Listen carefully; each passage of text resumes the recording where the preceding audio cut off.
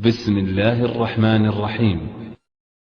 موقع الراسخون في العلم يقدم وتعفير الجباه بالتراب في ظاهره مذلة، ولا يقبل أحد يعقل أن يصنع هذا لأحد غير الله، لكنك إذا صنعته لله فأنت في أكمل أحوالك وقربك إلى الله. كلا لا تطعه واسجد واقترب.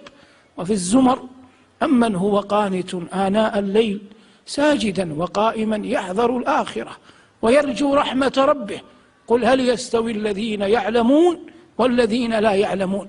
ليس الذين يعلمون من يجيدون القراءة والكتابة ويتحلون بأعظم وشاح وأرفع الدرجات، ولا الذين لا يعلمون من لا يملك شهادة يجد بها وظيفة. هذه طرائق للحصول على الدنيا. أما الذين يعلمون حقا من عرفوا جلال الله، فإذا أظلم عليهم الليل استحيوا أن يصبح أن يأتي عليهم إشراق شمس ولم تقف أقدامهم بين يدي ربهم، ولم تلن مفاصلهم لخالقهم، ولم تعفر جباههم لبارئهم. فإذا سجدوا أول ما ينتابهم يحمدون الله أن وفقهم للسجود. الله يعطي الدنيا لمن يحب ومن لا يحب، ولا يعطي الدين إلا لمن يحب.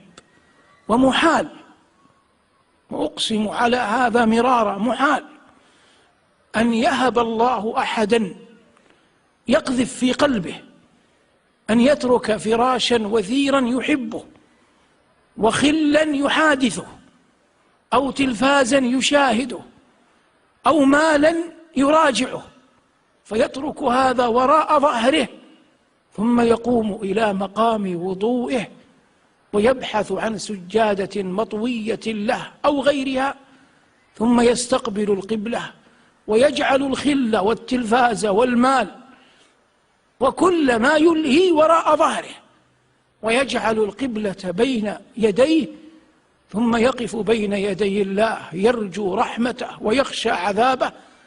لا يمكن أن يصنع هذا أحد إلا بفضل من الله، ولا يمكن أن ينال الفضل هذا أحد إلا والله جل وعلا يحبه. ولو لم يكن الله يحبه لما شرفه أن يقوم بين يديه. فمن أراد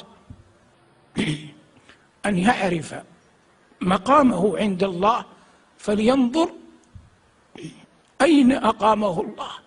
من أراد أن يعرف أين مقامه عند الله فلينظر فيما أقامه الله.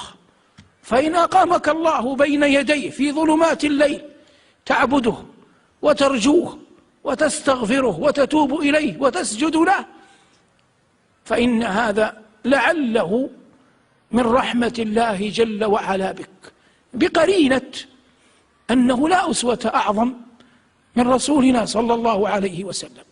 تفقده أم المؤمنين عائشة ذات ليلة، قالت فخرجت أتبعه، تعلم أن له 8 أزواج غيرها، يدب إليها ما يدب إلى كل النساء من الغيرة، وإن لم تغر على رسول الله تغار على من؟ فخرجت، قالت فإذا هو في المسجد قد انتصبت قدماه ساجد يقول في سجوده اللهم إني أعوذ برضاك من سخطك، وأعوذ بمعافاتك من عقوبتك، وأعوذ بك منك، لا أحصي ثناء عليك أنت كما أثنيت على نفسك. ولا يمكن والله أن يستطيع أحد أن يثني على الله جل وعلا حق الثناء. لا أحد أعلم بالله من الله، والله قال ولا يحيطون به علما. قال بعض مشايخنا في تفسير هذه الآية قطع الله الآمال في أن يحيط أحد علما كليا بالله بهذه الآية، ولا يحيطون به